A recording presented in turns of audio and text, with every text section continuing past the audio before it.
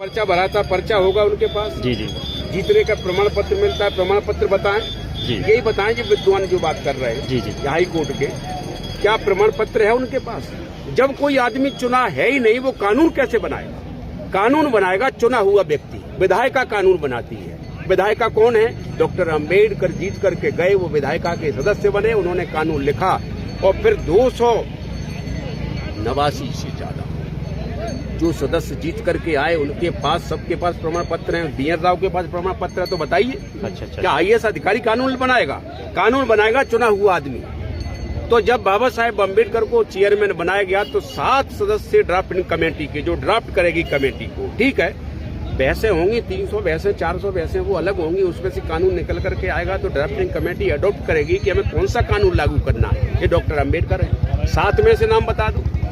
तो कहीं तो प्रमाण दोगे कि मुंह से ही प्रमाण दोगे, लेकिन वो ये कहते हैं कि हम जो मुंह से कह देंगे वो सत्य है, वो विज्ञान को नहीं मानते। उनने कह दिया कैंसर गाय की पेशाब से ठीक होता है, तो मानने लगे लोग, गाय की पेशाब पीने लगे। अब इनसे अब कौन जीतेगा, कौन बहस करेगा?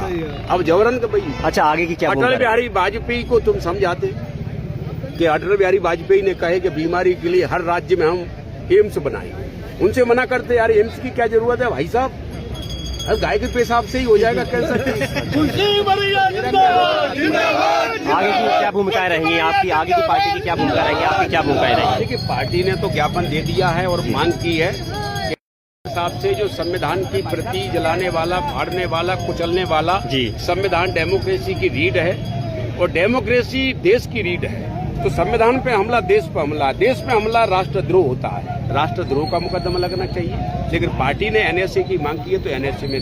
अच्छा, उनका ये भी मानने आया था जैसे कि उन्होंने न्यायालय से बाहर हुए थे, लोग बाहर गए थे, जैसे नवांत के लिए वो बाहर जा रहे थे, तो मुर्दाबाद के और SC/ST काला कानून के नारे लगाए गए, तो इस पर भी आप क्या कहना है? जो कि न्यायालय के अंदर जो बाहर प्रकरण में लगाए गए थे, वो क्या कहना चाहिए? देखो, सरकार लगवा रही है, सरकार ही चाह रही है कि ये गाली दीजिए, सरकार ही चाह रही है ऐसे नारे लगाइए, सरकार ही चाह रही है कि संविधान नहीं लिखा है, तो उसके प्रांगण में, कोर्ट के अंदर में नारे लग रहे हैं।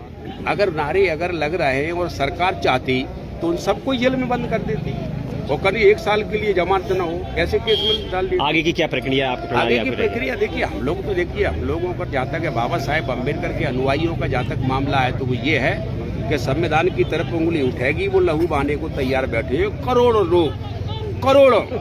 एक दिन मौका तो मिल जाए नहीं अब की बार हमला करने का, तो करोड़ों लोग अपनी जान देने को बैठे, इनसे क्या सरकार जीतेगी? रही बात कांग्रेस पार्टी की, तो कांग्रेस पार्टी का जायज है क्योंकि 78 साल की आजादी, 60 साल कांग्रेस की सरकार रही, 18 साल बीजेपी की रही। 60 साल में कभी महसूस नहीं हुआ कि संविधान खतरे में, संविधान खत्म करने की कोई बात कर रहा है, कभी सुना? कब? 60 साल में कभी नहीं सुना।